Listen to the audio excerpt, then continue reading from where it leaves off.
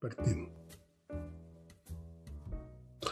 Hola amigos, bienvenidos a otro programa con la presencia de Nicole Rodríguez, que a partir de la próxima semana, salvo que hayan situaciones imprevistas y negativas, va a estar con nosotros 2 veces a la semana.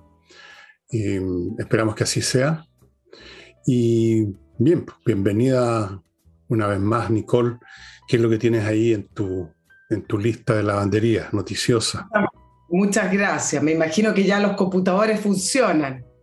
Ha sido ese es el tema de la semana, no la política. Bueno, pero se ha escuchado bien el programa, lo he estado escuchando. ¿Qué te parece que comencemos con lo que va a ser el eje que va a marcar a partir del viernes 11 de marzo, que es el cambio de mando, el cambio de la banda presidencial, y poner quizás un poco en contexto de qué manera está asumiendo Boric y quizás tirar algunas líneas de lo que se puede ver? Adelante. Bueno, casi todos concuerdan en que a partir del viernes 11, con el cambio de presidente, es un cambio de ciclo político. No estamos ante estos cambios que tuvimos durante la era de la concertación o durante la era de Chile Vamos o la oposición, donde se cambiaba la banda entre líderes de sus propias coaliciones. Prácticamente todo el mundo habla de este nuevo ciclo, y este nuevo ciclo que no solamente implica un cambio generacional, que eso es como bastante evidente, sino que también es un cambio de ciclo de estilo, es un cambio de ciclo en el contexto en el cual está asumiendo, ya lo vamos a hablar. Por lo tanto, es un cambio bastante más profundo que solamente decir que asume un nuevo presidente. ¿Viste una banda que estuvieron mostrando hoy día a través de los medios? Sí, bueno, también uno podría decir que en relación a la ceremonia que pretenden tener o que tienen diseñada con las invitaciones que extendió el presidente, él tiene 26 invitaciones personales, uno podría decir que va a tratar de imprimir su sello. Todos los presidentes lo intentan, pero acá, para él y su gobierno, me parece que es más importante su sello único, debido a que se supone que vienen a transformarlo todo, a cambiarlo todo, que vienen también a sacar estos vicios que ellos tantos criticaron. Ellos se alzaron criticando prácticamente a lo que fue la concertación, aunque después haya cambiado el mensaje en el segundo tiempo, para la segunda vuelta, ellos se posicionaron desde esa manera. Por lo tanto, el sello que él le imprime a este nuevo ciclo y a su gobierno, en el caso de Boric, para él es tremendamente importante. Sello ciudadano, feminista. Poca gente entiende cuando habla Boric de que esto va a ser un gobierno feminista en serio. Uno puede entender las cuotas, no sé si lo comparto, pero bueno, puedo entender las cuotas, pero ¿qué significa que todo va a tener un sello feminista? Es un poco como tratar de entender lo que imprimen las comisiones en la convención, cuando habla de feminismo, y tiene todas estas frases que al final se tornaron un poco más bien ideológicas, ¿no? Te dejo esa parte de la ceremonia, y también un poco mirar, y es lo que les propongo a nuestros auditores, las bilaterales que vaya a tener Boric, porque hay una serie de invitados internacionales, y las bilaterales son importantes desde el punto de vista que van marcando las prioridades que Gabriel Boric va a tener en su gobierno con sus relaciones internacionales. Invitó a dos, fue como la noticia, a mí me parece que es más bien anecdótica, invitó a dos escritores que son opositores a Ortega en Nicaragua, que más bien me parece que tiene que ver un poco con la afinidad de él. Y lo más importante que me parece que hay que poder proyectar de las bilaterales que tenga el viernes y de lo que vaya llamando es en posición de la izquierda latinoamericana Boric se quiere instalar, porque ahí está el punto. Quiere instalarse del lado de los dictadores, de estos que ya no sé si ni siquiera si son de izquierda, sino más bien son personas totalitarias que a través de las urnas han llegado al poder y después han concentrado el poder total, o más bien se quiere instalar del lado de esta línea, de esta corriente, de esta dinámica de izquierda latinoamericana, más bien progresista, o para algunos incluso populista, como fue un Lula, o en su minuto también lo que fueron algunos líderes bolivianos y peruanos que también están invitados. Entonces me parece que por ahí también va la mirada y la importancia de las reuniones que vaya teniendo. Ujú. Bueno, eh, yo no sé si el sello, esto de instaurar un sello o darle un perfil a un gobierno, yo no sé si va a ser capaz de eso, dado que este país está, como todos los demás, en medio de acontecimientos mundiales de gran calibre que están descuajeringando todos los conceptos, todos los parámetros y todos los órdenes mundiales, todos los escenarios donde se mueven o se movían los presidentes, no solo los presidentes de las grandes potencias, sino que de pequeños países como el nuestro. Eh, Cuando me refiero a un escenario mundial que puede dificultar poner un sello, me refiero a, por ejemplo, situaciones económicas casi incontrolables derivadas de la guerra en Europa, que eso está creciendo, dicho sea de paso. Y lo de la pandemia ya empieza a convertirse en una noticia del pasado, pero vienen nuevas situaciones. No sabemos qué va a pasar en la relación entre China y Taiwán. En cualquier momento los chinos creen que llegó también el momento. Y los cambios incluso que se han producido dentro del país, los cambios generacionales y culturales, la dificultad de encontrar realmente un mínimo común denominador dentro de la alianza de la coalición gobiernista, que solo tenían un factor común que los unía, que era echar abajo el gobierno de Piñera e instaurar algo distinto, pero hay bastantes diferencias entre los distintos grupos y personalidades que se mueven ahí y que se mueven además en escenarios partidistas completamente distintos a los del pasado. Ya no hay esas unidades o esas disciplinas de otrora. Entonces, en medio de ese revoltijo general, Nicole, me pregunto si va a poder establecer un cierto rumbo o va a ser como una embarcación en medio de una tormenta espantosa y lo único que le queda al capitán no es tomar tal o cual rumbo, sino que tratar de mantener a flote las naves, tratar de que no se hunda. Yo me imagino que por ahí va la cosa, ¿no? No veo que vaya a haber un escenario tranquilo, una mar Sí. pacífica dentro de la cual, o sobre la cual tú puedas decir, voy a ir a este puerto, voy a ir a este otro, voy a darle un sello revolucionario, voy a darle un sello feminista, no sé lo que sería un sello feminista, entre paréntesis, salvo meter más mujeres, eso no sé si es feminismo o simplemente meter más mujeres en puestos públicos. Entonces, tengo mis dudas de cuál va a ser el destino de este gobierno, considerando que no está funcionando solo, sino en medio de un panorama internacional planetario muy complicado y que nos va a afectar, nos está afectando a todos. Económicamente, por ejemplo, vamos a ver, sí que nos estamos viendo ya con el precio en las bencinas, el efecto de esta situación y lo que venga después, sea lo que sea. Claro, mira, comparto esa pregunta respondiéndotela de la siguiente manera, con respecto a lo que se puede proyectar en el primer tiempo quizás de este gobierno. Asume con una alta aprobación, ¿eh? Hay mucha expectativa de lo que puede hacer, hay mucha esperanza, esas son las palabras que saqué de la encuesta.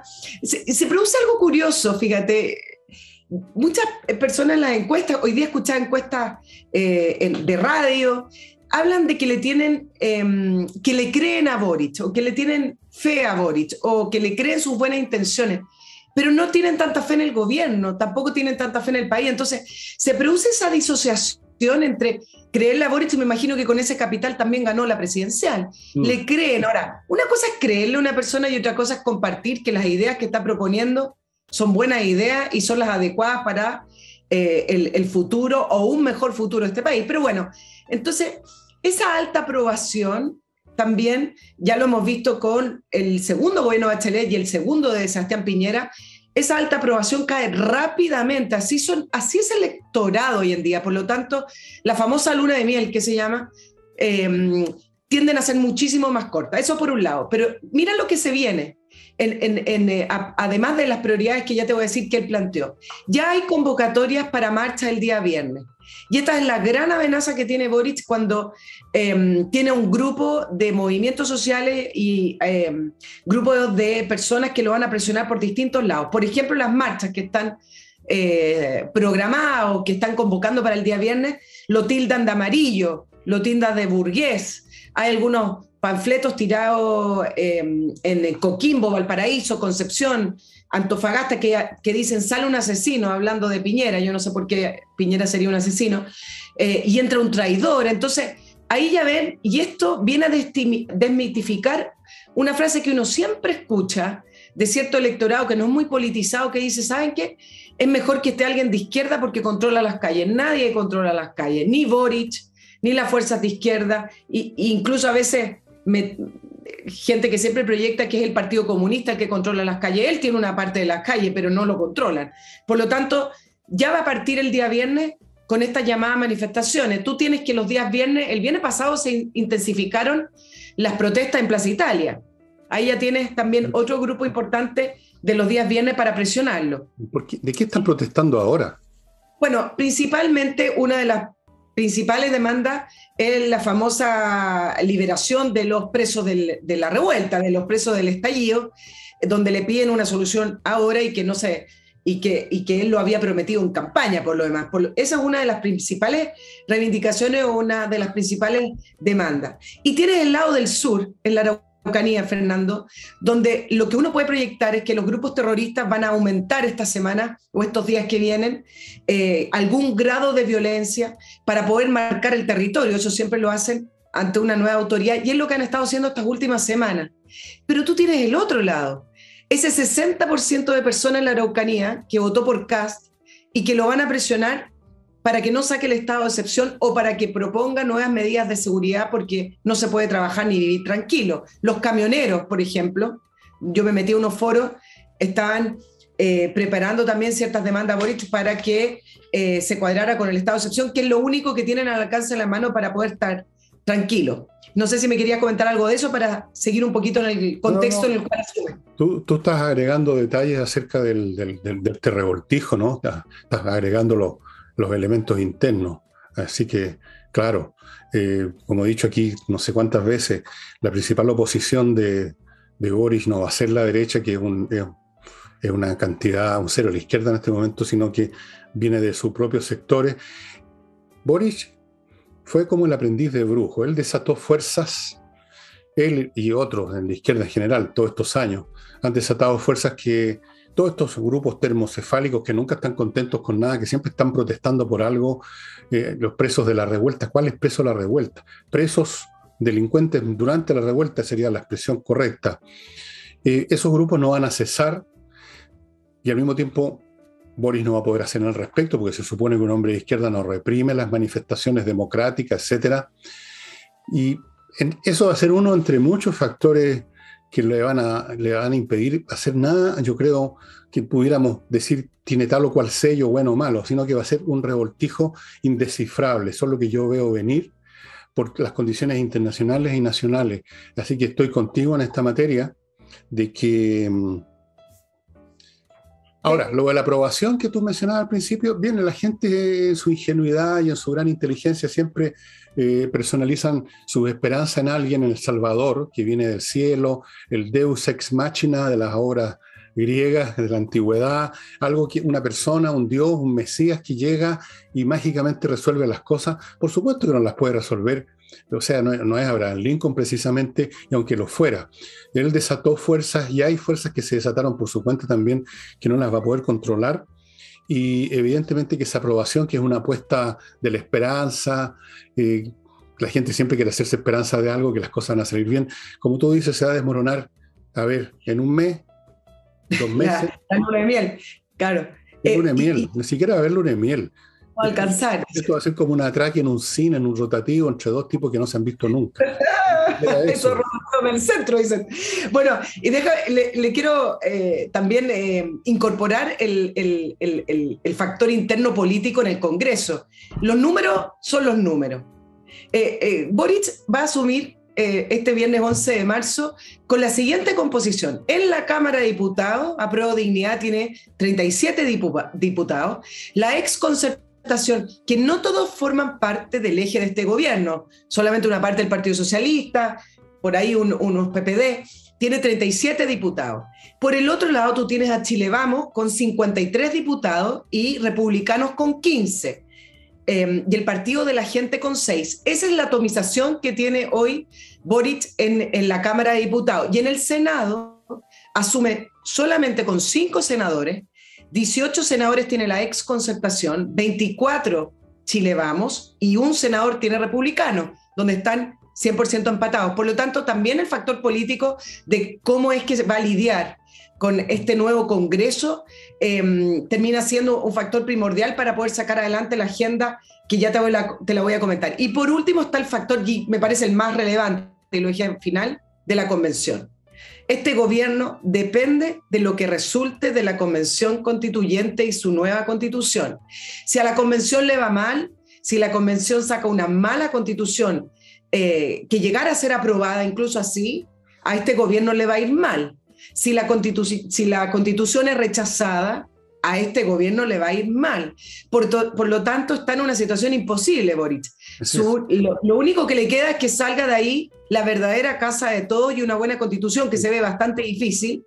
Y por eso también ahí tiene las dos nuevas también fricciones. Lo están presionando desde la centroizquierda y desde la coalición de Chile Vamos para que se haga cargo del proceso constituyente, cuando ellos han querido mantener, tú sabes, la distancia y la autonomía del proceso. Pero de todas estas fuerzas lo están presionando para que lidere el proceso. Otros elementos del revoltijo que tú acabas de agregar. Yo no sé por dónde eso se resuelve o se configura de algún modo, Nicole. No veo. Un escenario posible sería que Boris va a tener que moderar muchísimo su programa para obtener votaciones en el Congreso y sacar algo adelante, y eso va a significar que va a estar obligado a reprimir políticamente y quizás hasta en las calles a los sectores extremos que van a llevar las cosas al extremo, más de lo que hemos visto, pensando que ahora sí que sí, ya está todo dado para tomarse el poder, para hacer la gran revolución que ellos considerarán que está hecha a media o un tercio nada más, efectivamente. No veo cómo va a resolver esta cuadratura del círculo Boric, que no es precisamente una lumbrera ni una gran figura, es un niñito. Tú hablabas del ciclo, esto es un triciclo político. Claro, él y toda la gente que lo rodea, voy a exagerar si tú quieres, es un mundo de colegiales con aspiraciones, con reclamos, con grandes miradas, que el medio ambiente, que la igualdad, que las cuestiones de género, pero tú no gobiernas con nada de todas esas cosas. La realidad, en todos los niveles que tú has visto y que yo he visto, que sumados los dos son realmente una situación casi inmanejable para un personaje como Boric, que cuenta además con este Congreso en que por lo menos tiene la mitad de la votación o casi la derecha. Yo te digo honestamente, no veo cómo va a poder gobernar. En el mejor de los casos sería ese escenario que te conté. En el peor vamos a tener una situación de caos que va a tener que resolverse de otra manera. Otra manera, no sé cuál, pero de otra manera. De otra manera, ahora todo depende, tú sabes, que de cómo se comporte también Chile Vamos. Si Chile Vamos se comporta como bloque, se da la situación que estamos hablando. Ahora, si Chile Vamos se comporta como se comportó con su propio presidente, entonces acá Boric va a tener votos de sobra, porque cuando se trata de sumarse a lo supuesto políticamente correcto, Chile Vamos ha sido los líderes de la suma de políticas que no comparten. Y todo esto, mientras lo mencionamos, uno dice, bueno, ¿cómo va a sacar adelante sus prioridades que las ha ido repitiendo esta semana algunos de sus ministros? Mira, quiere comenzar con reforma tributaria. Mira el escenario que tú mencionaste, Fernando, de la economía internacional producto de la guerra y además producto de que venimos de una pandemia mundial. Después, reforma de pensiones, donde el fisco se quedó sin plata después de estos 2 años y donde la gente ha estado sacando sus recursos de la AFP, por lo tanto la pensión individual ya es menor a la que era. Sueldo mínimo de 400.000, que me parece que ese proyecto es más factible debido al menor porcentaje de personas que ganan eso, el sueldo mínimo, por lo tanto a lo mejor eso sí es más factible de sacar adelante. Va a tener que lidiar con los estados de excepción, vencen el 22 y el 26 de marzo, y por último, y va a ser la prueba de fuego, se lo pongo como una fecha, el 29 de marzo es algo tan curioso que se celebra en nuestro país, el Día del Joven Combatiente, donde vamos a ver de qué manera Boric se va a coordinar con la seguridad pública y de qué manera, cuál va a ser el sello, ya que le gusta hablar de sello, de su gobierno en torno a estas situaciones de violencia que se forman en las calles. Mira, fíjate, en una de esas, todo esto es pura ciencia ficción, por supuesto.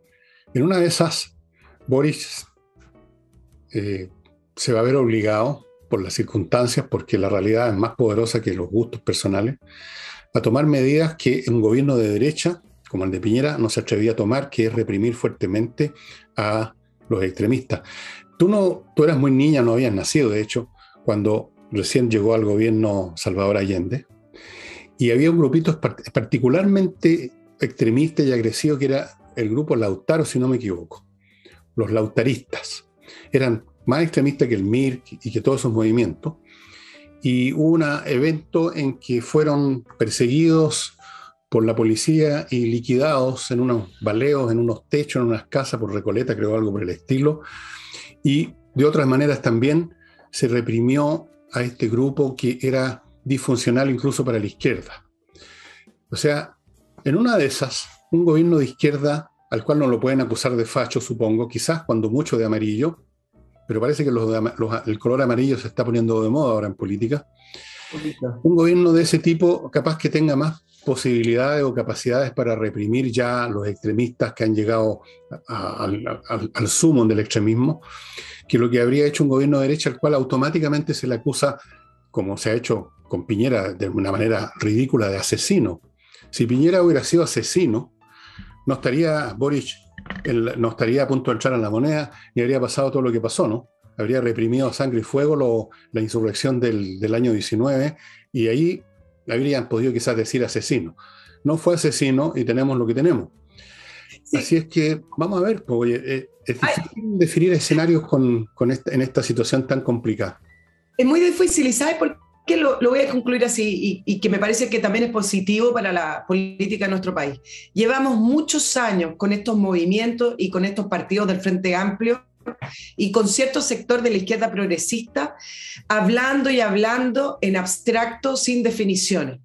Muchos años en que ciertas frases quedan dando vuelta como las correctas o como lo que hay que hacer, pero al final de cuentas, del punto de vista de las políticas públicas o de definiciones, nada. Ya llegó la hora de las definiciones, ya están en el gobierno, ya no basta con que digan que llaman al diálogo, no basta. Entonces, y eso con una serie de otras situaciones, no solamente con la violencia, con la seguridad pública, sino que también con políticas públicas. Entonces, me parece que en el nuevo ciclo, por lo menos para el grupo que acompaña a Boric, el momento de las definiciones y de hacer la bajada de todos estos años de estas palabras que sonaban tan bien va a ser interesante también para su propio electorado ver, bueno, de qué se trataba esto. Bueno, efectivamente, la izquierda en general y la coalición de Boric y Boric, todo este movimiento que fue tomando distintas manifestaciones a lo largo del tiempo, podríamos decir que desencadenaron fuerzas, desencadenaron pasiones, aspiraciones y situaciones que les sirvieron para llegar al poder, pero que no les van a servir para gobernar. Todo lo contrario, van a encontrarse consigo mismos, van a tropezarse consigo mismos, y eso, por eso que he dicho, la oposición de Boric va a ser el mismo, va a ser su propio movimiento, va a ser su propio sector, porque no van a poder convertir esas frases generales que tú mencionabas en respuestas específicas. La realidad los va a presionar por otro lado, los termocéfalos van a estar jodiendo por otro, la economía impone sus propias exigencias, las situaciones mundiales van a caernos encima, y en medio de todo eso, yo no veo que haya aquí, más allá de esa palabrería cantinflera, que es la palabrería de la izquierda de toda la vida, yo no veo que haya ninguna cosa concreta, salvo los proyectos de demolición con los cuales tú, por definición, no construyes nada, porque no va a ser demoliendo la AFP o demoliendo las ISAPRES o demoliendo los derechos de la propiedad privada que tú vas a conseguir salir adelante. Eso simplemente aceleraría el proceso de destrucción y de caos y incentivaría más a otras fuerzas a, ¿cómo llamarlo que no suene mal? A otros factores a intervenir en esta cuestión. Porque resulta que los países tienen un cierto límite de resistencia al caos, llega un momento más allá de cierto punto en que saltan los tapones, y bueno, el gran problema de Boris va a ser que no salten los tapones, pero resulta que él mismo los puso en un estado de dificultad. Voy a entrar a mi primer bloque porque ya llevamos media hora de programa, fíjate, en un ratito. Rápido. Y les parto recordando, compre oro si usted quiere tener parte o todos sus recursos, que usted verá en una expresión física que usted tiene en sus manos. Usted entra a compreoro.cl y compra oro, compra plata o compra las dos cosas. Yo les he mostrado tantas veces estos lingotes de oro, 10 gramos, 24 quilates, muy valioso. Les he mostrado también este lingote de plata, 1 kilo, muy valioso. Hay otras materializaciones del oro y la plata. Hay monedas, hay lingotes más grandes, lingotes más chicos, toda clase de variantes, siempre oro, siempre plata. Otra cosa nueva, Compre Oro le ofrece la posibilidad de que usted guarde su oro y su plata en una bóveda de ellos que es impenetrable, para que usted esté tranquilo que no está con valores en su casa. Y usted los retira cuando quiera. Compreoro.cl. Continúo con KM Millas. Si usted ha acumulado millas con sus vuelos aéreos, atención Nicole, y no va a volar en mucho tiempo y tiene miedo de que le quiten sus millas a las empresas aéreas, entre a kmmillas.cl y se las van a pagar, se las van a comprar, y no por poca plata, que no crean ustedes. Fuera de eso, usted va a estar ayudando a la pasadita a la Unión de Amigos de los Animales. Cada milla que usted venda, que ellos compren, una pequeña cantidad va a ir a dar a la Unión de Amigos de los Animales. Y usted va a estar ganando dinero, así que win-win por todos lados. Continúo con la Cámara Chileno-Portuguesa de Comercio, que en representación del Estado portugués les ofrece a muchos de ustedes que quieren invertir fuera de Chile una estupenda opción, hacerlo en Portugal, con un montón de beneficios, entre ellos la Golden Visa, que les permite, luego de unos trámites mínimos, una estadía de unos pocos días, residir todo el tiempo que quieran en Portugal con su familia. No es solo para usted, para toda la familia. O sea, usted invierte en Portugal, se puede ir a Portugal, vivir allá, cambiar su vida completamente, tiene todas las posibilidades del mundo en Portugal, en Europa, que se la están dando. Más detalles de este beneficio y de otros para esta inversión, que eso sí tiene un mínimo, 280.000 euros. Huáscatela, como decía alguien. Pero hay gente que tiene esa plata o que puede vender una propiedad. Sí, claro que hay gente que la tiene. Claro que sí, pues hay montones de personas como nosotros los pobletes. Bueno, entre, estimado amigo, a goldenvisaportugal.cl y vea más detalles de esta posibilidad de inversión. Y finalmente, el ya tradicional sitio inviertanusa.cl, para que usted invierta en Estados Unidos con todas las facilidades del mundo. Ellos le van a ofrecer miles de franquicias para que usted escoja cientos de propiedades inmobiliarias, que pueden ser casas, departamentos, centros comerciales, terrenos, playas, etcétera. Le van a abrir cuenta corriente en bancos norteamericanos, le van a conseguir créditos hipotecarios, le van a ayudar a constituir empresas en Estados Unidos y, llegado el caso, le van a conseguir la viceresidencia para irse a Estados Unidos. Aquí tiene otra opción interesante para los que están repensando el total de su vida, y no son pocos, ¿eh? Y con eso termino mi primer bloque y volvemos con Nicole. Nicole. Sí, ¿qué te parece? Ahora vámonos con Sebastián Piñera y su legado, ya que el viernes le entrega la banda a... Y acá yo tengo que hacer algunas apreciaciones. ¿Cómo? ¿Dijiste el legado? Bueno. Sí, ahí viene la apreciación. Perfecto tu palabra. Bueno, algunos hablan del peor de la historia. Tú lo comentaste en el programa de ayer por Camila Vallejo. No es el peor de la historia. Tampoco sabemos cómo va a continuar la historia. Tampoco es de los mejores, eso es verdad. Bastante mediocre, por otro, yo lo tildaría. Bastante. ¿Y por qué? Saboteado. También saboteado. Se va con un 24% de aprobación, 71% de desaprobación, la más alta desaprobación desde el retorno a la democracia. Y acá es donde entro en conflicto con lo que está intentando este gobierno, el actual gobierno. El ministro Osa, el ministro secretario general de la presidencia, ha estado toda esta semana y desde enero dando a conocer cómo el gobierno fue alcanzando sus logros. Entonces, sacan esta famosa planilla Excel y hablan de que el 60% de los compromisos de este gobierno fueron cumplidos y 36% ya están iniciados. Después habla de que 54% de las iniciativas ejecutivas que ingresaron al Congreso se aprobaron y empieza a dar una serie de elementos. Ayer el ministro Osa dice que este gobierno va a ser apreciado con el tiempo, que va a ser muy valorado en el proceso.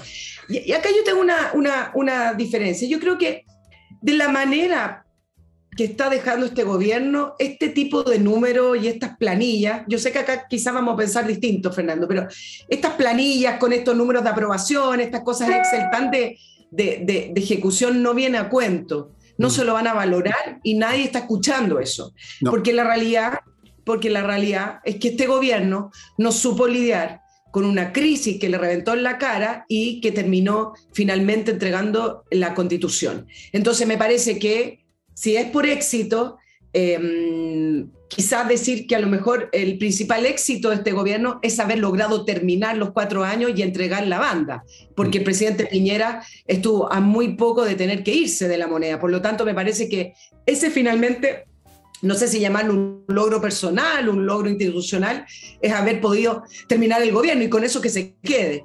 ¿Y qué cosas sacan a relucir con respecto a, que este gobierno tuvo 2 grandes problemas? Uno, la pandemia, y acá sí yo les doy el punto, porque la pandemia no es culpa de nadie. Esto es como haber tenido un gran terremoto, esto es como haber tenido un meteorito, algo inédito en el mundo, y creo que desde el punto de vista de cómo se diseñó la emergencia, de cómo atacarla, más allá de que yo siempre he estado en contra de los encierros, de una serie de limitaciones, pero la manera en que se diseñó junto al ministro Mañalich en su minuto fueron bastante eficaces, fueron innovadores, y se adelantaron al resto del mundo. Entonces yo, con respecto a la pandemia, me parece que ese es uno de sus grandes logros. El 33% de las personas piensa que la vacunación, por ejemplo.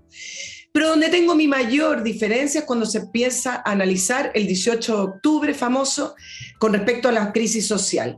Porque dice, nos tocó enfrentar una crisis social. Y acá yo le quiero dar una vuelta. A mí me parece que no es algo externo. Uno podría leer esa crisis social como que Chile venía con muchas demandas, con muchos problemas, que la gente ya estaba ahogada y se levantaron un día 18... Un cuento oficial, que es un cuento de hadas. Y que le explotó en la cara y que ahí se sumó la violencia y que el presidente Piñera optó por la vía democrática, como le gusta decir, y del diálogo y del consenso abriendo la Constitución. Pero también podríamos decir que al presidente Piñera le explotó una crisis con alta violencia, una crisis de distintos grupos, una crisis política y social, no por las demandas ciudadanas, sino que más bien porque habían fuerzas externas y fuerzas internas que aprovecharon el minuto para poder derrocarlo, y que él, en vez de ponerse firme, en vez de utilizar los medios que tenía, en vez de aquello, optó por entregar la Constitución. Entonces, ahí hay 2 maneras de mirarlo, y esa Constitución la entregó con una hoja en blanco y con un sistema electoral desproporcionado, no proporcional, desproporcionado y con sobrerepresentación. Entonces, hay 2 maneras de mirar esta crisis social, como algo que le tocó, algo externo y que tuvo que lidiar con eso, o más bien una crisis también provocada por la lentitud y por la ineficacia y la falta de visión política que tuvo este gobierno. Y a mí me parece que es el gran culpable. Muchos dicen, bueno, y se fue a posicionar ahí a Cúcuta. Yo no sé si el episodio de Cúcuta fue realmente catalizador de la crisis social, de la crisis de violencia en octubre, no me parece, pero sí me parece que en un principio, con la alta votación que obtuvo el presidente Piñera, fue un gobierno que se movió lento y fue un gobierno que no supo leer el contexto en el cual estaba, con un parlamentario, un congreso atomizado, donde estos grandes acuerdos tenían a un gobierno prácticamente paralizado. Entonces, yo separo estas 2 crisis. Uno, la pandemia, que es algo fuera, que él no tiene ninguna responsabilidad, más bien lo hizo muy bien. Y 2, el contexto de octubre, en el cual me parece que lo hizo muy mal. Bueno, tú lo has dicho, es así, efectivamente estoy contigo 100%, lo hemos conversado antes, lo he conversado yo solo, lo hemos conversado aquí en pantalla, lo hemos conversado alrededor de una mesa, efectivamente. Ahora, la manera como Piñera enfrentó la insurrección, porque eso es lo que fue, insisto, que fue una insurrección, una acción planeada, pero al detalle, en todo orden de cosas.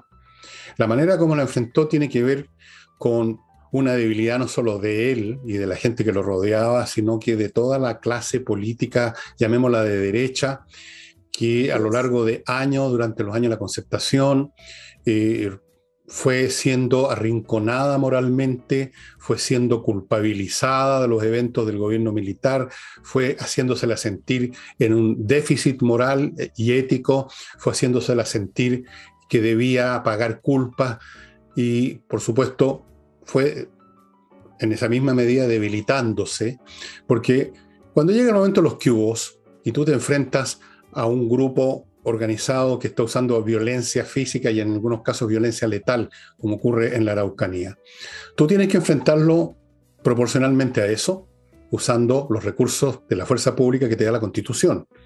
Pero para eso tú tienes que tener una cierta firmeza, porque no es fácil. No es fácil ser un Zelensky.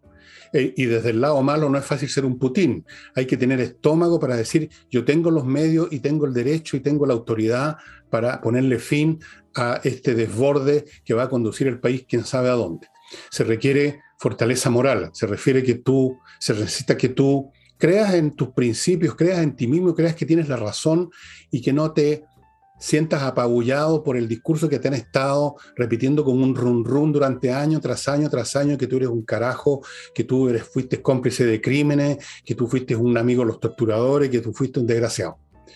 Y la derecha entera en su conjunto, y lo ha manifestado no solo las decisiones que tomó Piñera, sino que lo ha manifestado después en todos estos años, la derecha con su debilidad, con su cobardía, incluso ahora arrancando el país, algunos literalmente, ha sido eso. De forma que podríamos decir, alguien podría decir, un tratadista el día de mañana, que esto, más allá de las debilidades específicas del gobierno que efectivamente están ahí a la vista, esto manifestó el colapso moral, vital, visceral de toda una casta social que gobernaba este país y que abrió las amplias avenidas de la historia a los triciclistas, al nuevo ciclo de niñitos, de colegiales, de guerrilleros, de combatientes, de picante, de picado y de toda esta mazamorra que fue la que constituyó el personal humano, que formó parte de la política estos 2 años y que han llegado al gobierno ahora. Sí, efectivamente. Así es que, claro, yo creo que no hay derecho a hablar de legado, porque incluso la parte buena, y muy buena, que fue el manejo de la pandemia, uno podría decir, bueno, eso no es un legado, eso es simplemente una buena ejecución de una tarea que había que hacer. Un legado es algo que queda por las generaciones para adelante. Y yo no sé si el buen manejo de Piñera, que para manejar y gestionar cosas administrativas es muy bueno, si eso va a quedar instalado en la institucionalidad chilena, porque esa es la razón de ser de los legados, no meramente decir, yo lo hice bien, pero lo lego si los otros van a hacerlo bien siguiendo el modelo. Eso es una herencia, algo que queda. Yo creo que lo de Piñera, el buen manejo de gestión en la pandemia no va a quedar. Yo espero que sí, que se hayan aprendido algunas cosas en la institución médica.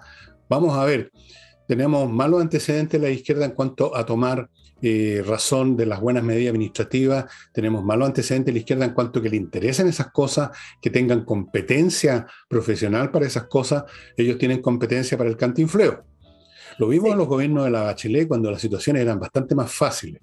¿Te acuerdas de ese pequeño terremoto en el norte que no terminaron nunca de reconstruir, pero había una mesa o un comité tras otro sesionando para tomar medidas y no se tomaban nunca? Y creo que todavía no terminaron de reconstruir el norte, ¿no? No terminaron nunca. Yo estoy de acuerdo. Mira, yo creo que lo de la pandemia, por más que lo traten de poner como legado, va a quedar en la historia lo mismo que el rescate de los mineros o claro, lo que fue la reconstrucción del país después del 27F. Exacto. Son situaciones de gestión en la cual lo hace excelente. Y la pandemia es parte de eso. Pero fuera de aquello, es verdad, te quiero sumar el tema del colapso moral. A mí me parece que por ahí va la mano, porque es verdad que este gobierno de Sebastián Piñera tuvo que lidiar con una oposición, no que le negara todo. Hay muchas oposiciones que niegan y que rechazan proyectos. A mí me parece que el detalle de esta oposición comparada con otras, con el primer gobierno de Sebastián Piñera o bien con otra época de la Concertación, es que jugó fuera de las reglas democráticas. Es una oposición que se saltó las reglas. Cuando ya se saltan las reglas, no respeta la urgencia del Ejecutivo o aprueba proyectos que no le corresponden por Constitución. Entonces, ¿de qué manera tú puedes lidiar con alguien que no juega? Es como jugar fútbol con alguien que no está jugando la regla de fútbol y te empieza a pegar puñetes. Bueno, no puedes jugar fútbol. Y acá tuvo una oposición que se saltó la regla, a la cual la derecha se se empezó a dividir y se empezó a desmembrar y tuvo una coalición que nunca más lo apoyó. Y esa es la realidad, en realidad también para sumarle a Sebastián Piñera con respecto a las dificultades que tuvo en este segundo tiempo de su gobierno. Claro, no tuvo oposición, tuvo un bando revolucionario. Los revolucionarios, por definición, no están interesados en seguir las reglas, sino que en cambiarlas. Para ellos, las instituciones existentes era precisamente lo que había que echar abajo. Eso es la razón de ser de una revolución, cambiar las instituciones. Tú no puedes cambiar las instituciones jugando con las instituciones. O sea, no tiene sentido. Y se comportaron así desde el primer día del gobierno de Sebastián Piñera. Y bueno, voy ahora a un bloque, estimados amigos, estimada Nicole, dame un par de minutos. Recordarles a los que están buscando administradores para administrar condominios o edificios, la existencia de basedeadministradores.cl, que es una iniciativa de Edifito. En la basedeadministradores.cl ustedes se van a encontrar con eso, con una base de administradores. O sea, cientos de personas que están trabajando en administración con todos los detalles, sus currículums, sus competencias, sus resultados, para que usted tenga posibilidad de escoger bien la persona que se va a hacer cargo de su edificio, de su casa, su condominio, y que por lo tanto las cosas van a andar bien. Basedeadministradores.cl, los detalles los encuentra ahí en la página, un instrumento más muy útil para esta gestión que es administrar edificios o condominios. Continúo con autowolf.cl, ya sabe, el lugar que está todo el mundo usando ahora para reparar, para amononar su auto. Por ejemplo, si usted lo quiere vender, lo tiene que vender en las mejores condiciones o no le van a dar un puto peso. Para eso tiene que estar bien pintado, desabollado. ¿Y quién lo hace mejor que AutoWolf? Nadie. Lo hacen en su casa, delante suyo y en un día. ¿Qué tal? ¿Quién hace eso?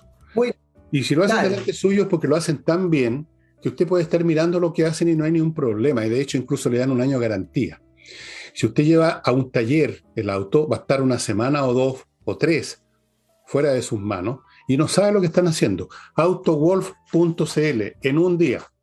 Y continúo con el buffet de abogados de Salinas y Ojeda, que usted lo encuentra en salinasyojeda.cl, que se especializan en temas civiles que son la mayoría de los temas que arrastran a una persona a una corte, y como en todo asunto que se dirime en una corte hay que tener la mejor asesoría porque los resultados pueden ser muy negativos.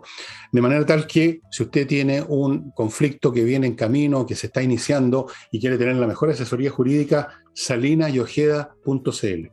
Y terminando este bloque, patriciastocker.com. Si usted tiene inició hace un tiempo un emprendimiento que le está dando buenos resultados, y entre paréntesis, Nicole, he conocido un montón de gente que eran una cosa y ahora están haciendo otras, que se han reciclado, reinventado, qué sé yo, por la necesidad, y de repente les está yendo muy bien, están contentos, pero no han registrado su marca. Y eso es muy peligroso porque en cualquier momento aparece el fresco de siempre a reclamarles, a amenazarlos con procesos, a pedirles plata porque ellos registraron la marca que usted está usando, usted se le olvidó hacerlo, no le dio importancia. patriciastocker.com, amigos, registra marca en Chile y en el extranjero, las renueva, las conserva, las protege. Volvemos con Nicole. Oye, quiero tratar un tema en particular sobre la guerra de Rusia y Ucrania. Adelante. Y después nos vamos a lo general de las novedades. Yo sé que has hablado de Ucrania todos los días. Mira, me parece súper relevante los movimientos que están ocurriendo de Estados Unidos con Venezuela. Hay que recordar que Venezuela es el principal socio y el principal aliado que tiene Rusia en Latinoamérica, y eso es prácticamente al lado de Estados Unidos. Cuando comenzaron los movimientos militares, si ustedes bien lo recuerdan, y empezaron las amenazas verbales, una de las primeras amenazas que lanzó Putin fue decir que iba a enviar arsenal militar, que ya lo envió, y lo viene enviando hace años, pero que iba a enviar mucho más arsenal militar a Venezuela, y que iba a poner misiles en Venezuela, y empezó a... Y eso no es una probabilidad tan baja debido a que Chávez comenzó, pero Maduro profundizó la relación que tiene con Rusia y es uno de sus principales socios económicos. Rusia ha estado manteniendo además económicamente la economía venezolana. Entonces, no es menor no es menor que tengan a Maduro y a Putin como aliados. Entonces, ¿qué pasó ayer cuando se decidió de una manera bastante unánime el embargo al petróleo y al gas ruso? Que Europa lo va a hacer escalonadamente, Inglaterra también, Estados Unidos no es tanto lo que importa o depende del petróleo ruso, un 8% de sus importaciones, que es muy poquito, dijo Biden, pero como una medida sí le va a afectar. Entonces muchos decían, miren, lo que va a pasar acá, algunos analistas latinoamericanos decían, lo interesante va a ser el colapso a lo mejor el colapso de Maduro, porque con las sanciones económicas a Rusia, Maduro se queda prácticamente solo. Entonces varios proyectores decían, a lo mejor este es el momento de debilidad, o va a empezar a profundizarse un momento de debilidad con Maduro y es el momento para negociar. ¿Cómo venía la mano? No se sabía. ¿Qué ocurrió el domingo? Después de 3 años de tener congeladas las relaciones diplomáticas con Venezuela y después de 3 años del embargo que le tiene Estados Unidos al petróleo venezolano, el domingo Biden mandó una comitiva de altos funcionarios a conversar con Maduro. ¿Qué resultó de esa conversación? Fue la liberación de 2 ejecutivos, son 5, todavía falta que liberen a más, de 2 ejecutivos norteamericanos que trabajan en Citgo, que es la filial petrolera venezolana con filial en Houston, en Estados Unidos. Ya los liberó. Maduro sacó algunas declaraciones diciendo que no se trata de apoyar a Putin y que está abierto a las negociaciones con la oposición, negociaciones que estaban totalmente cortadas y que ya comenzaron a reanudarse en México. Ahora, ¿qué pasó? Poco se sabe de los alcances de la conversación con Maduro. Algunas de las informaciones que salió desde la Casa Blanca es que se le iba a permitir exportar cierta cuota de petróleo. Para que ustedes hagan una idea, Venezuela tiene una de las grandes reservas de petróleo, pero es el 6º productor de petróleo porque se comieron las empresas. Por lo tanto, una cosa es tener en la materia prima y otra cosa es producirla.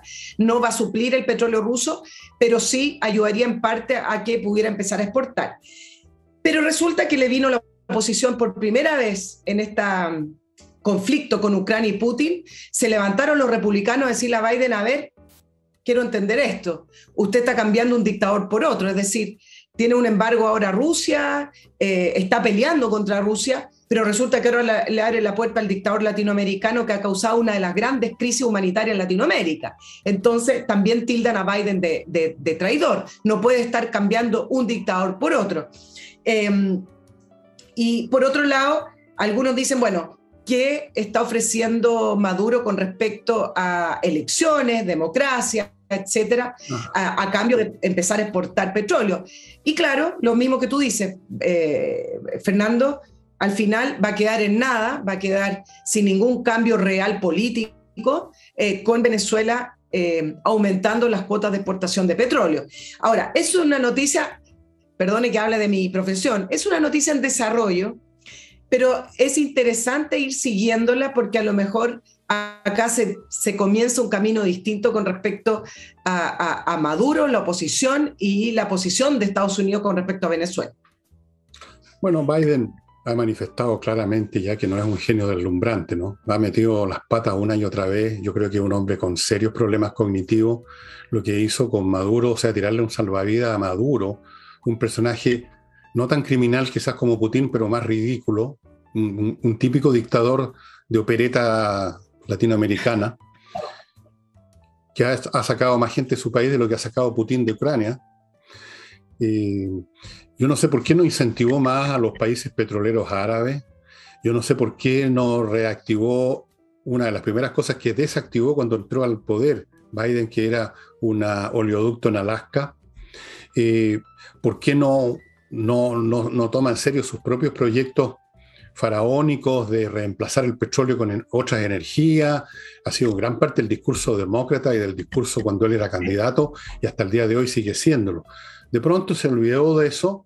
Los gringos son voraces con el petróleo, en sus vehículos con motores gigantes, cualquier cosa con tal de tener benzina para sus autos, y eso significa para los políticos que no suba mucho el precio porque entonces pierden votación.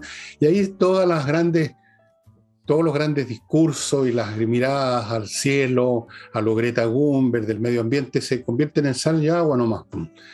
Y además tirándole un salvavidas a Maduro. O sea, Biden realmente es catastrófico. Que un país como Estados Unidos tenga de presidente a Biden, catastrófico.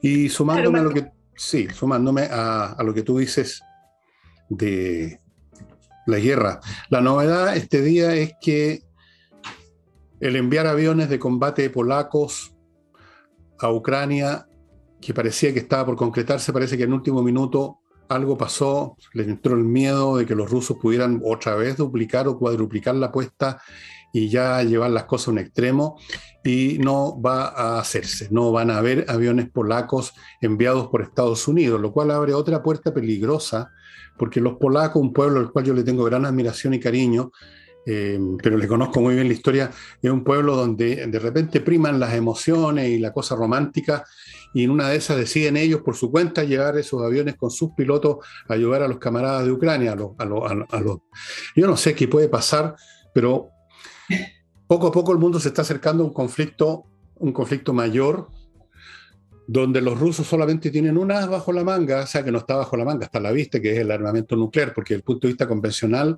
si solamente se tuvieran armamento convencional, yo estaría lo más tranquilo. Los rusos no tienen ni una capacidad para vencer a Europa, o sea, no han podido ni siquiera vencer a Ucrania, mucho menos a Europa, que es 100 veces más potente que Ucrania sola, pero tienen el armamento nuclear, como el tipo este que jode, y nosotros no lo queremos, digamos, aceptar, pero tiene una granada en la mano, y entonces tenemos miedo y tenemos que aceptar algunas cosas de él porque tiene la granada, que la puede hacer estallar en nuestra cara. Eso es la novedad, estimados amigos, y los detalles ustedes los pueden ver, no sé si en la prensa chilena, pero en la prensa internacional, las nuevas crímenes que ha cometido Putin, que ayer bombardeó un hospital de niños. ¿Podéis creerlo? Es increíble lo que está haciendo ese hombre. Está realmente corriendo la amok Putin ya. Está literalmente desquiciado y arrastrando a Rusia a la miseria. Está arrastrando a Rusia al pasado. Alguien me decía que, bueno, no, en relación a Chile en realidad. Alguien me dijo por ahí que este viernes tenemos que atrasar los relojes 30 años. Bueno, Putin está atrasando los relojes de Rusia 30 años. Claro, pero del punto de vista diplomático, tú sabes que siempre las negociaciones parten con posiciones maximalistas. Mañana, o sea, el jueves se juntan en Turquía, y tú sabes que ya hay un cambio importante después de 3 rondas de negociaciones. Por ejemplo, Zelensky ya dijo que ingresar a la OTAN no era una prioridad, lo dijo abiertamente, y la vocera de Relaciones Exteriores, de la portavoz de Rusia, públicamente dijo que en realidad lo que busca Rusia es la neutralidad de Ucrania. Son palabras que antes no habían utilizado, y algunos dicen, mira, mientras se está intensificando los ataques, también por el lado de la diplomacia, las posiciones van a lograr quizás encontrar algo, no en el corto plazo. Pero tú en el programa de ayer, Fernando, hablabas sobre esta guerra vieja, tan anticuada, hablabas de los motivos de Putin, y yo te voy a dar el lado que me parece que es la parte quizás moderna y novedosa de esta guerra, que tiene que ver con la hiperconectividad y la manera en que afecta el transcurso de la guerra. Porque efectivamente desde el punto de vista militar, y tú lo has analizado súper bien, yo sé que tú sabes de eso, con respecto a las armas, los tanques, la manera en que incluso se posicionan a veces los ejércitos, son ejércitos del siglo quizás XX, XIX, y no hay mucha novedad, aparte de algunos avances en las armas, algunas precisiones, digamos. Pero la hiperconectividad con la cual se encontró Putin me parece que es la novedad, porque uno puede tener un diseño de campo, uno puede tener una estrategia militar para poder invadir un territorio, pero con la hiperconexión no se puede calcular ni prever hacia dónde se va a expandir y hacia dónde va a llegar la presión que pueden ejercer los movimientos, las personas sobre los gobiernos y las decisiones que toman esos gobiernos sobre esas presiones. Por ejemplo, el caso de Finlandia, Suecia y Suiza, que siempre han sido neutrales en estos conflictos, y ellos se declararon como los países neutrales en general. Decían, bueno, la novedad es que dejaron de ser neutrales, sí, Pero el punto tiene que ver con cómo la población empezó a presionar a estos gobiernos para que tomaran esa decisión de una manera tan rápida. Bueno, Todo hoy se sucede de una manera rápida. Todo hoy se convierte en una causa, en una avalancha, donde los gobiernos tienen que ir tomando decisiones sobre esta causa y sobre esta avalancha encima, porque si no se les produce también no un desgobierno, pero se les produce una amenaza interna a su propia gobernabilidad. Bueno, y entonces, esta es la novedad de este conflicto. Bueno, eso es lo que he dicho ayer y lo he dicho en otros momentos, que esta guerra es anacrónica, no solo por los objetivos de Putin, que es como recrear la Unión Soviética o crear un imperio, una gran Rusia, sino que, como lo mencioné ayer, concretamente que las personas del mundo de hoy, de Rusia, de todas partes, están en una situación completamente distinta en términos de los modos, de los niveles de vida, y desde luego está relacionado al tema de la conectividad, como llamas tú. También mencioné eso de otra manera, cuando dije hace unos 4, 5, 6 programas atrás, que las guerras, en cierto sentido, esto quizá a algunos les pareció un chiste, requerían cierta confidencialidad, cierta lejanía del público de lo que está pasando. En la Segunda Guerra Mundial la gente se enteraba por noticias de la radio, de los diarios, que por supuesto estaban absolutamente filtradas por el gobierno, y con semanas de demora llegaban algunos reels, películas que también estaban absolutamente editadas.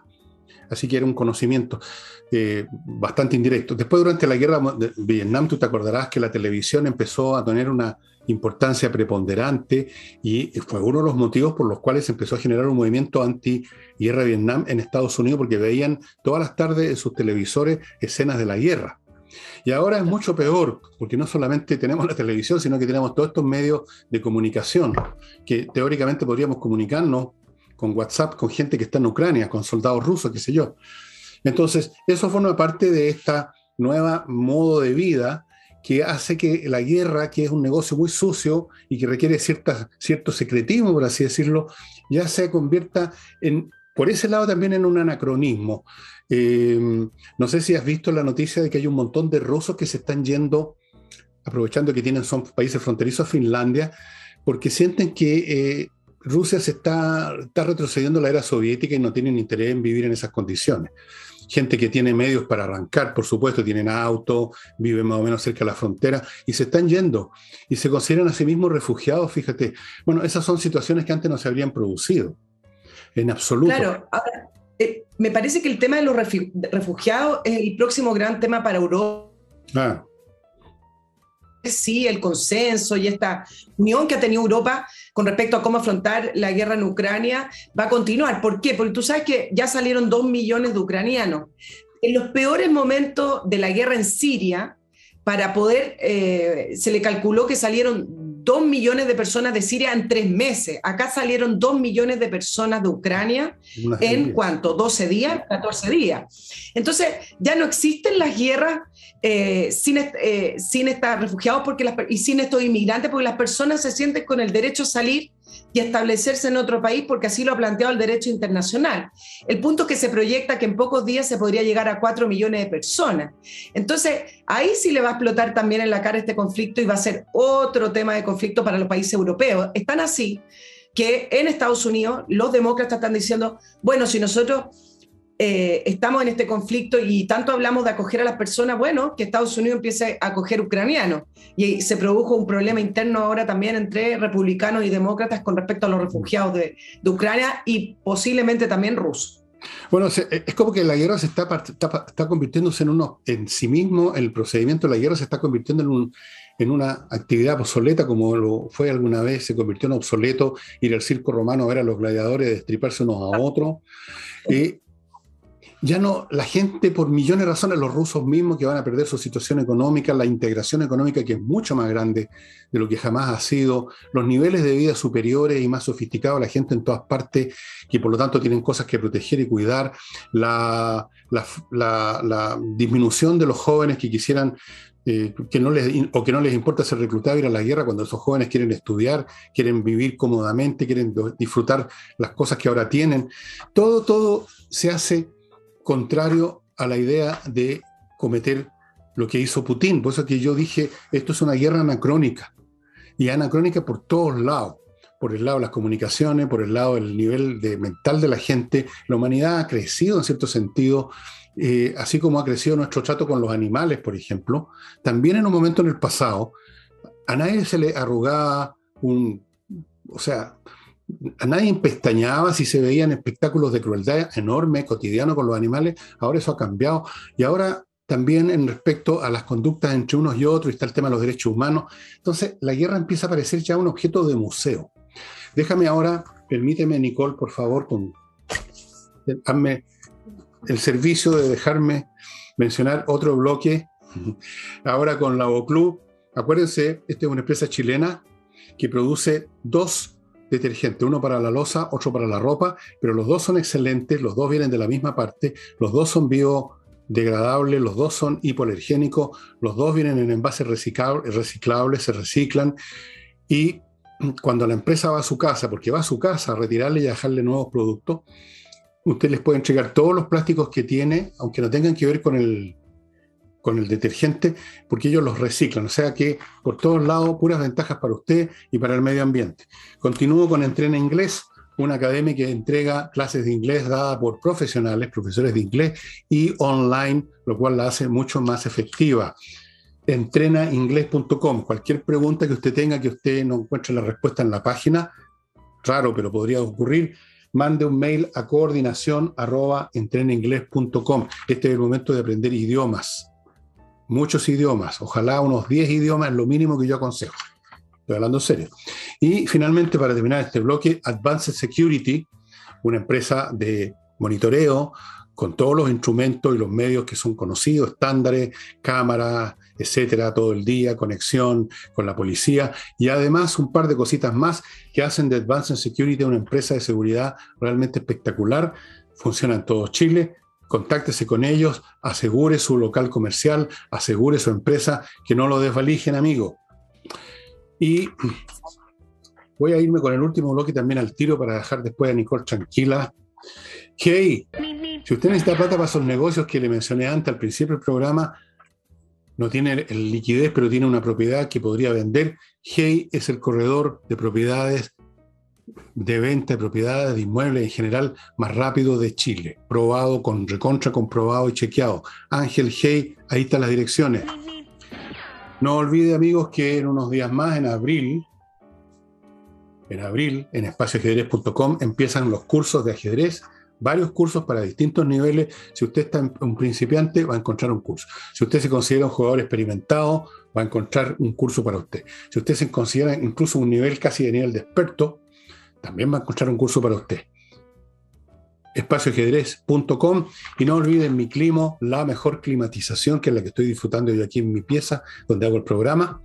La mejor climatización, silenciosa, filtra el aire, gasta un poquito de electricidad, muy poquito, no hay malos olores, no hay peligro, todo perfecto, amigos, controlado, incluso fuera del país, con un control remoto, todo. Y si usted es cliente del Banco Chile o del Santander, puede comprar entre 3 y 24 cuotas sin interés. Recuerde que esta empresa ha ganado 2 premios internacionales, tanto por la calidad de los dispositivos que instala como por el servicio y mantención, cosa que otras empresas no hacen. Por eso que es Mi Climo que ha ganado 2 premios, no otras. miclimo.com. Nicole, adelante.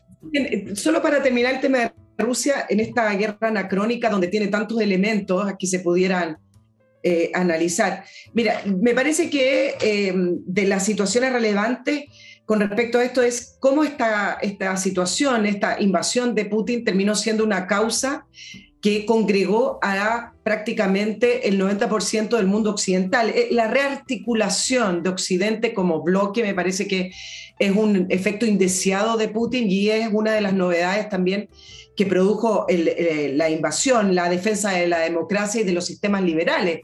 Se llevaba mucho tiempo con algunos gobiernos, autocracias, con dictadores, donde Occidente simplemente miraba y la gente decía, los analistas, el periodismo que se preocupa de esos temas, diciendo, bueno, ¿y Occidente va a seguir mirando y no va a hacer nada? Bueno, no sé si esto va a cambiar del todo en el sentido de que cualquier dictador o cualquier sistema totalitario o autocracia va a tener o va a convocar esta respuesta de Occidente, pero sí hay una rearticulación de Occidente como bloque que no se había visto en décadas, ni siquiera en años, en décadas. Y lo otro es ver cómo Putin hizo retroceder su propia figura y Rusia a la vez, arrastra a Rusia, hizo retroceder porque él había logrado sentarse en la mesa con los líderes occidentales, negociar contratos de gas y petróleo como uno más. A Occidente le costó confiar en Putin, lo quisieron ver de una manera que no era. Después de la invasión a Ucrania, independiente de cómo termine, Putin ya no va a poder volver a ser el mismo, ya no va a poder sentarse a negociar con Alemania de la manera en que se sentaba a negociar.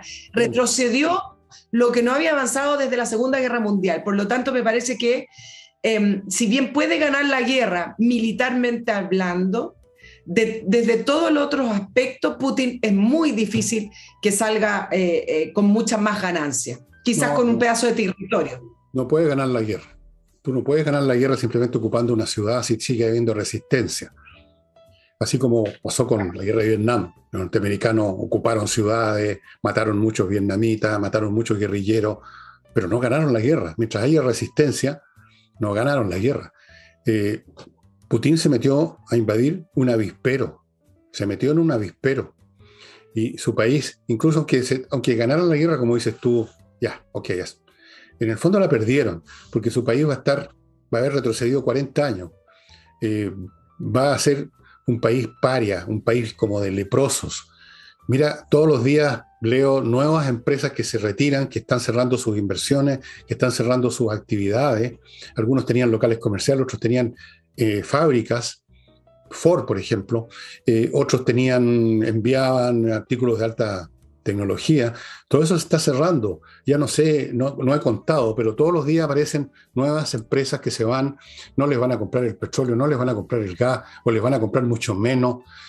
O sea, si eso se llama ganar la guerra, yo no sé qué es lo que es perderla entonces, porque francamente Putin se dio su gustito, que quizás había estado, como dije la otra vez, y que discutimos sobre esto, que había estado esperando, madurando, esperando su momento, y cuando llegó el momento simplemente lo desbordó a él mismo, su pasión, su rencor, su deseo de restablecer el derrumbe de la Unión Soviética, y que para él fue la tragedia más grande del siglo XX.